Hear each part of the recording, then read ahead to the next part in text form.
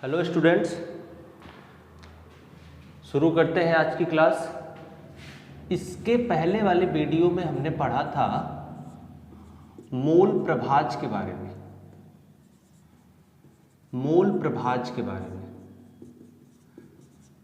Mole fraction. ठीक है, किसी कारणवश वो वीडियो कंप्लीट नहीं हो पाया था। ठीक है, जानते हैं मोल प्रभाज को एक उदाहरण से पहले समझते हैं। माना किसी विलयन में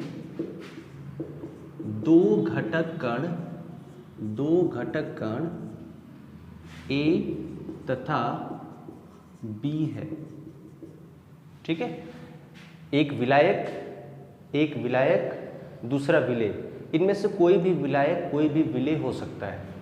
ठीक है, माना किसी विलयन में दो घटक कण A तथा B है। A के मोल प्रभाज या A का मोल प्रभाज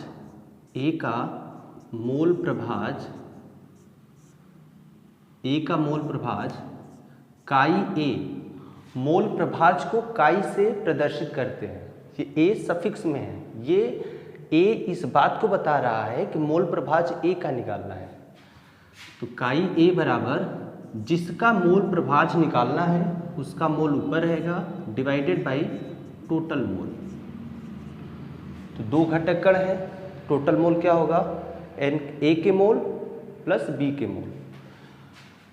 जिसका मोल प्रभाज निकालना है उसका मोल ऊपर रहेगा और डिवाइडेड बाई विलयन में कुल मोलों की संख्या। ठीक है, और मोल कैसे निकालते हैं? ग्राम में मात्रा बटे अणुभार। A का मोल है इस तरह से, कुल मोल WA बटा MA प्लस WB बटा MB। WA क्या है? A की ग्राम में मात्रा। MA क्या है?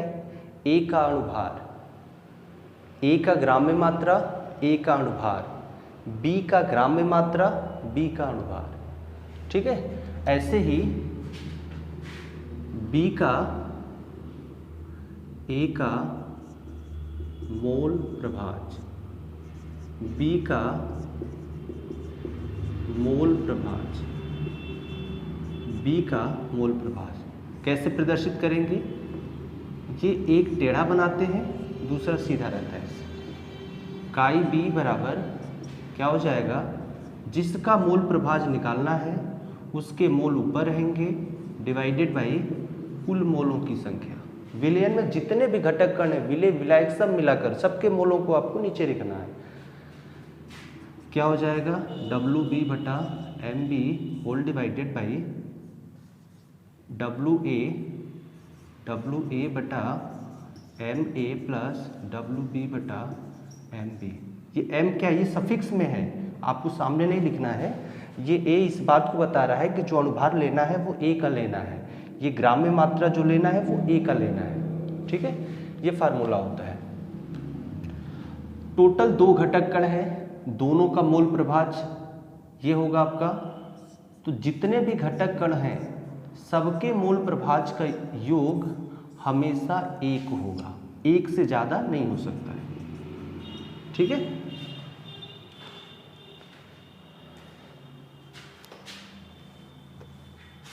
अब इसके बाद एक उदाहरण से क्वेश्चन सॉल्व करके देख लेते हैं कि मोल प्रभाज निकाला कैसे जाता है।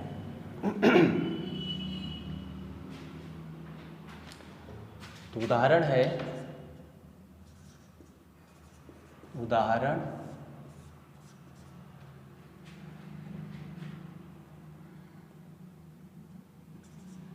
36 ग्राम जल तथा 20 ग्राम यूरिया के मिश्रण या यूरिया के विलयन में जल तथा यूरिया के मोल प्रभाज की गणना कीजिए।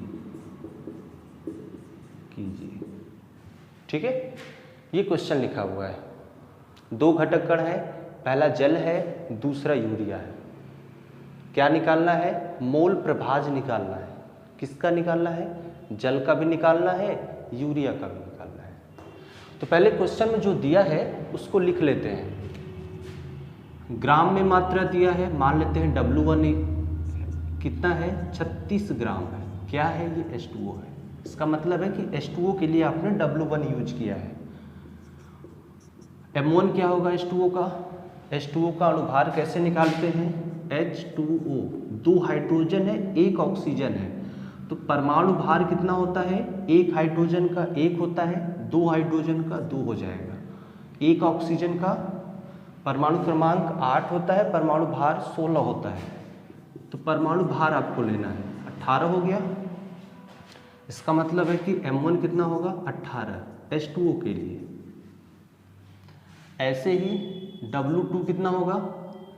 20 ग्राम है। क्या है? यूरिया। यूरिया का सूत्र क्या होता है? NH2CONH2। 2 नाइट्रोजन है, 1 नाइट्रोजन का परमाणु भार 14 होता है, तो 2 का कितना हो जाएगा? 28। परमाणु भार आपको लेना है। हाइड्रोजन कितना है? 4 है। 1 हाइड्रोजन का 1 होता है, तो 4 का 4 हो जाएगा। कार्बन का परमाणु भार 12 होता है, फिर ऑक्सीजन है तो 16 होता है। तो जोड़ दीजिए, 16 और 12 28 हो जाएगा। 28 4 32 हो जाएगा। 32 और 28 60 हो जाएगा। इसका मतलब है कि यूरिया का परमाणु भार या अणुभार लेंगे क्योंकि ये अणु है। यूरिया का अणुभार 60 होता है, तो M2 कितना हो जाएगा? 60 हो जाएगा। किसका आपने निकाला है? यूरिया का। ठीक है, अब आपको क्या निकालना है? मोल प्रभाज H2O का निकालना है और मोल प्रभाज यूरिया का भी निकालना है।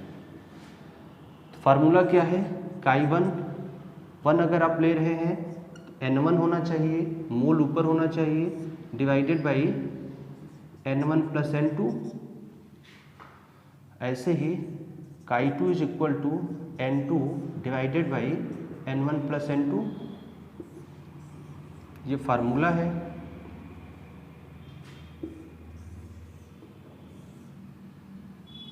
ठीक है, तो हमें मोल चाहिए, तो मोल निकाल लेते हैं पहले। W1 M1 दिया है, तो N1 कितना हो जाएगा?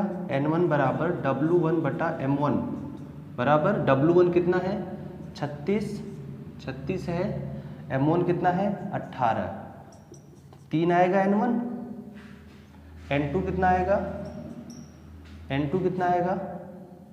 N2 यहाँ से मिलेगा ना, 20 W2 बटा M2। ये मोल निकालना है। मोल निकालने के लिए इसको पहले वाले क्लास में बताया गया था। तो 20 बटा 60 काटेंगे तो 1 बटा 3, तो 0.33 आएगा। ठीक है, तो कुल मोल कितने हो जाएंगे? N1 प्लस N2 बराबर 3 प्लस 0.33, 3.33 हो जाएगा। ये N1 प्लस N2 है। ठीक है, अब ये वैल्यू रख देते हैं फार्मूले में। तो Chi1 is equal to N1 कितना है? N1 कितना है? 3 है। N1 3 है और टोटल 3.33 है। ठीक है, कट करेंगे तो 1 बटा 1.11 आएगा। ठीक है, अब इसमें भाग देना होगा। ऐसे ही Chi2 इज इक्वल टू 0.33 बटा 3.33, अगर आपने Chi2 निकालना है तो आप N2 ऊपर रखेंगे, N2 को ऊपर रखेंगे। Chi1 निकालना है तो N1 को ऊपर रखेंगे, ये N1 ऊपर है, ठीक है। और दोनों को निकालेंगे तो हमेशा ये 1 आएगा, दोनों मिलाने पर या दोनों जोड़ने पर 1 आएगा। इसको कट करेंगे तो 0.11 बटा 1.11 भाग देना है, भाग दे लेते हैं। 1 में भाग देना है 1.11 से, भाग देना आपको आता है, दशमलव लगा दीजिए, 0 हो जाएगा।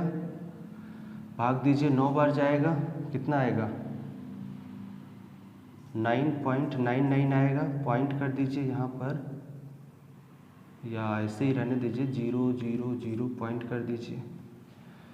कितना आएगा, इसको हटा दीजिए यहाँ से, कितना आ जाएगा, ये यहाँ से बचेगा 11 आएगा, 11 आएगा। फिर यहाँ से ये 0.9 ही करके छोड़ दीजिए, यहाँ से 0.9 मिलेगा आपको, ये 0.9 मिलेगा, तो ये कितना मिलेगा, भाग दीजिए तो 0.1 आएगा। वैसे भी आप भाग देंगे तो 0.1 ही आएगा इसमें, और यहाँ 0.9 है। दोनों को मिलाएंगे तो हमेशा आपको 1 ही मिलेगा। अगर 1 नहीं मिल रहा है तो इसका मतलब है कि कहीं कुछ गलत हो रहा है।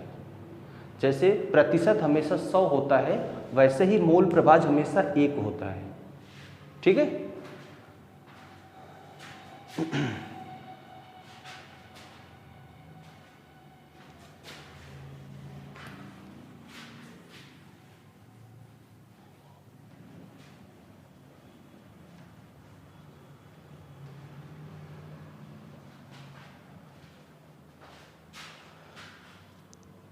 अगली हेडिंग है मोलरता। मोलरता, मोलरिटी। परिभाषा क्या होता है,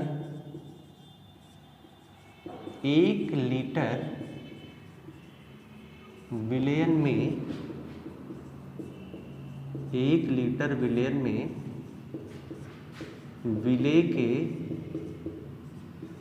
मोलों की संख्या, 1 लीटर विलयन में विलेय के मोलों की संख्या विलयन की मोलरता कहलाता है।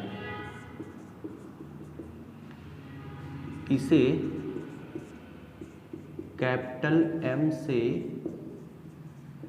प्रदर्शित करते हैं, इसे कैपिटल M से प्रदर्शित करते हैं। ये परिभाषा हो गया। इसका मतलब है कि विलयन अगर 1 लीटर है तो विलेय के जितने भी मोल होंगे वही विलयन की मोलरता कहलाएगा, ठीक है। सूत्र क्या होगा, मोलरता कैपिटल M बराबर जो आपने परिभाषा में लिखा है वही सूत्र होगा, विलेय, विलेय के मोल, विलेय के मोल, विलेय के मोल बटा विलयन। विलयन किस में होना चाहिए, लीटर में होना चाहिए। ये आपको ध्यान देना है कि विलयन लीटर में होना चाहिए, ठीक है। लीटर में नहीं है तो आपको लीटर में बदलना होगा। जैसे अगर विलयन लीटर में नहीं दिया है, ml में दिया है, तो विलेय के मोल, विलेय के मोल बटा अगर विलयन ml में दिया है, इस ml को लीटर में बदलने के लिए आपको 1000 से गुणा करना होगा। ये मोलरता का यही फार्मूला होता है, ठीक है। परिभाषा पूछा जाए तो 1 लीटर विलयन में विलेय के मोलों की संख्या विलयन की मोलरता कहलाता है। इसे कैपिटल M से प्रदर्शित करते हैं। मोलरता कैपिटल M बराबर विलेय के मोल, विलेय के मोल, विलयन लीटर में होना चाहिए, 1 लीटर होना चाहिए। विलेय के मोल अगर विलयन ml में दिया है तो 1000 से गुणा। मात्रक क्या होगा, मात्रक इसका मात्रक क्या होगा? मोल, और ये क्या है? लीटर। तो मोल प्रति लीटर, मोल प्रति लीटर, ये इसका मात्रक होगा।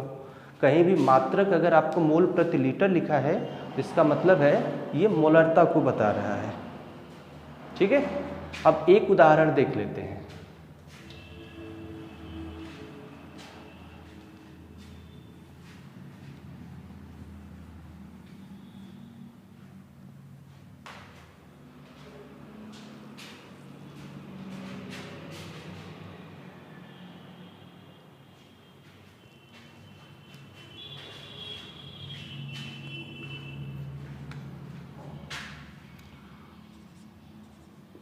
उदाहरण है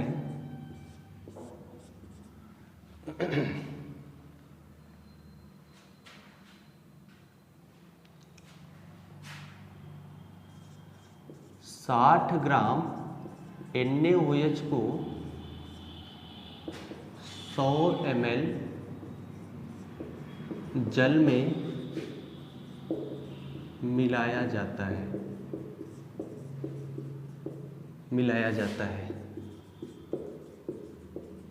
विलयन के मोलरता की गणना कीजिए। विलयन के मोलरता की गणना कीजिए। ठीक है, NaOH दिया है ग्राम में और जल को दिया है ml में। आपको क्या निकालना है? विलयन की मोलरता निकालना है। तो पहले जो दिया है उसको लिख लेते हैं। NaOH कितना दिया है? NaOH कितना है? 60 ग्राम दिया है। ठीक है, ये क्या है? विलेय है, ग्राम में है, विलेय है। और जब भी जल की बात की जाएगा वो हमेशा विलायक का काम करेगा। तो विलेय का ही मोल भी निकालना होता है, तो विलेय का अणुभार भी निकालना होगा आपको। तो अणुभार क्या हो जाएगा? NaOH में सोडियम का परमाणु भार 23 होता है, ऑक्सीजन का 16 होता है, हाइड्रोजन का 1 होता है, कुल जोड़ेंगे तो 40 होगा। ये NaOH का अणुभार है। ठीक है, यहाँ लिख भी लीजिए, ये NaOH का है, NaOH। दूसरा H2O कितना है? 100 ml दिया है, 100 ml दिया है। तो इसको अगर आपको लीटर में बदलना हो तो आप यहीं पर इसको लीटर में बदल लीजिए या ml वाला फार्मूला यूज करिए। तो विलेय के मोल कितना हो जाएगा? मोल आपको निकालना है, विलेय का मोल। ग्राम में मात्रा कितना है? 60। अणुभार कितना है? 40 दिया है। तो कटेगा तो कितना आएगा? 3/2 आएगा। ये कट जाएगा, फिर 3 से काटेंगे, 2 से काटेंगे तो 3 आएगा, फिर यहाँ 2 आएगा, 1.5। ये मोल आया है। किसके मोल हैं? विलेय के मोल हैं। तो मोलरता बराबर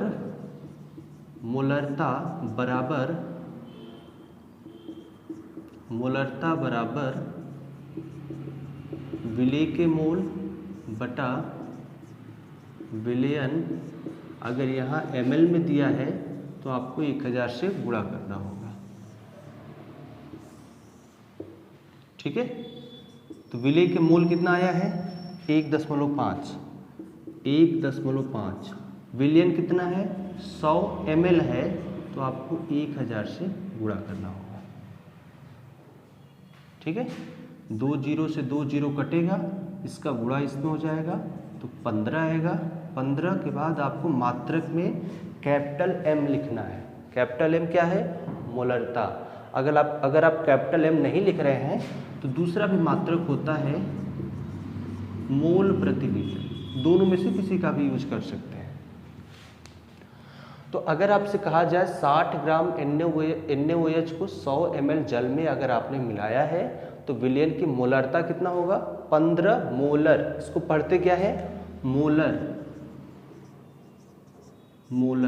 कैपिटल M को मोलर पढ़ते हैं। तो क्या हो जाएगा? 15 मोलर या 15 मोल प्रति लीटर, ये हो जाएगा आपका मात्रक। ठीक है,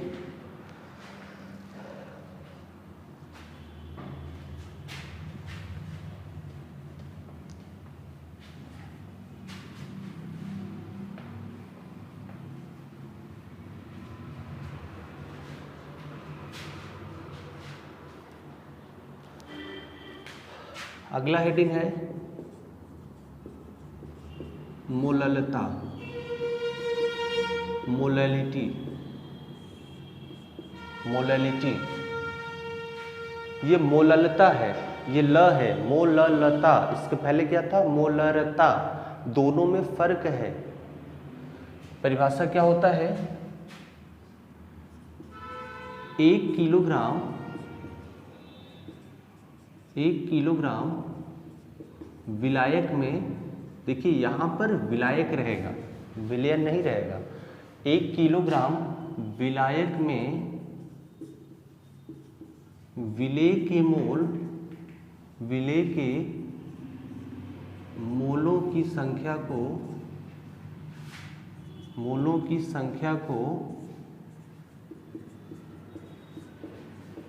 विलयन की मोललता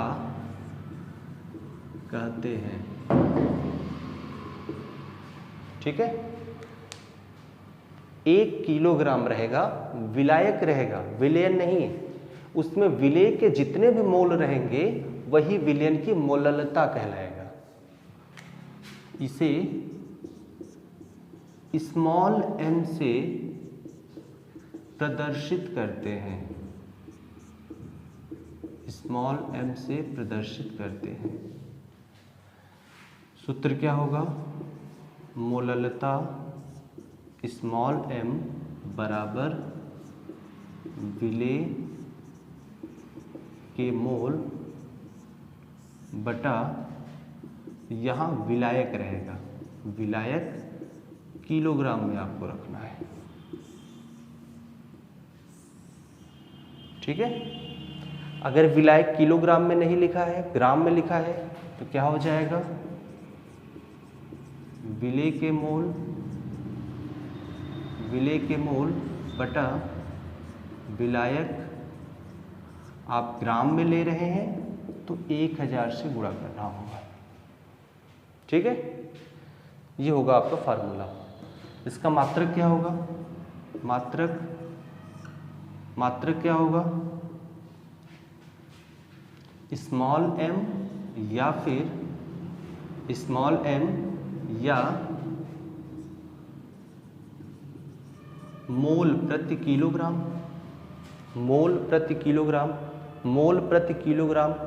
ये ग्राम है, आपने इसको बदला है किलोग्राम में, इसलिए आपने 1000 से गुणा किया है, तो भी इसका मात्रक मोल प्रति किलोग्राम ही होगा, ग्राम नहीं होगा। ठीक है, 1000 गुणा करने से ये ग्राम किलोग्राम में बदल गया है।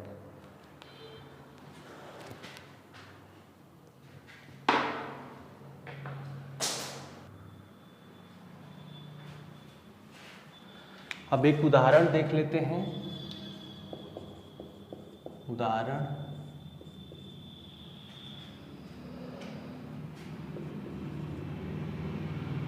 100 ग्राम जल में 90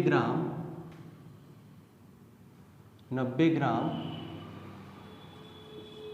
यूरिया मिला है, यूरिया मिलाया गया है।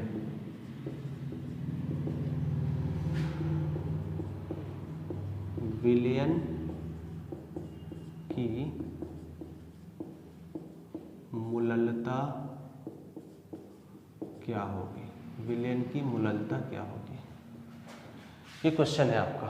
देखिए, मोलरता जब भी आप निकालेंगे वहाँ पर जो ml में रहेगा वो आपका विलायक का काम करेगा, लेकिन जब आप मोललता निकालेंगे तो दोनों ग्राम में रहेंगे, दोनों ग्राम में रहेंगे। ठीक है, दोनों ग्राम में रहेंगे, तो वहाँ पर आपको विलेय और विलायक दोनों पहचानना होगा। याद रखिए, हमेशा कहीं भी H2O मिल जाए, कितना भी कम रहे, विलायक का काम करेगा, और इसके बाद जो दूसरा रहेगा वो विलेय हो जाएगा। तो यहाँ जल विलायक है और ज़्यादा भी है, कोई फर्क नहीं पड़ेगा। अगर मान लेते हैं कि दोनों 100 ग्राम ये 100 ग्राम ये है, और दोनों को मिलाने से जो बनेगा विलयन, उसमें विलेय कौन सा रहेगा? तो विलेय जल रहेगा। मान लेते हैं ये 90 ग्राम है, ये 100 ग्राम है, ये 90 है, ये 100 है, तो विलेय क्या होगा? विलेय यही होगा हमेशा। जल हमेशा विलायक का काम करेगा। जल कहीं भी दिख जाए इसकी मात्रा पर मत जाइए, ये कम रहे या ज़्यादा रहे, हमेशा विलायक का काम करेगा। जो दिया है इसमें लिख लेते हैं। H2O कितना दिया है? 100 ग्राम दिया है, तो ये विलायक हो गया। और यूरिया कितना दिया है? NH2CO NH2, ये 90 ग्राम दिया है, 90 ग्राम दिया है, तो ये विलेय है, ये विलेय है। तो अणुभार क्या हो जाएगा? अणुभार आप जानते हैं कि यूरिया का 60 होता है, अभी हमने निकाला था। तो मोल कितने हो जाएंगे? मोल हो जाएगा ग्राम में मात्रा बटे अणुभार। ग्राम में 90 है, अणुभार 60 है, भाग दीजिए 1.5 आएगा। ठीक है, तो फार्मूला है मोललता बराबर विलेय के मोल। फार्मूला हमेशा लिखा करिए। फार्मूला अगर आप लिखते हैं विलायक रहेगा तो फार्मूला याद भी रहेगा और एग्जामिनर भी समझ जाएगा कि बच्चे को फार्मूला आता है, उसी पर इसने रखा है, तो आपको नंबर अच्छा मिलेगा। नहीं तो ये लगेगा कि कहीं से आपने चीटिंग कर लिया है। विलायक किलोग्राम, लेकिन अगर ग्राम में दिया है तो आप यहाँ पर 1000 से गुणा करेंगे।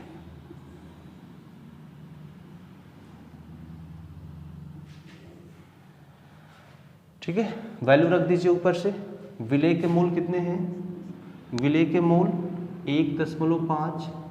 विलेयन कितना है? विलायक कितना है? 100 ग्राम, और 1000 से गुणा कर दीजिए, ये कट जाएगा 15 मोलल या मोल प्रति किलोग्राम। इसको क्या पढ़ते हैं? मोलल पढ़ते हैं, मोलल।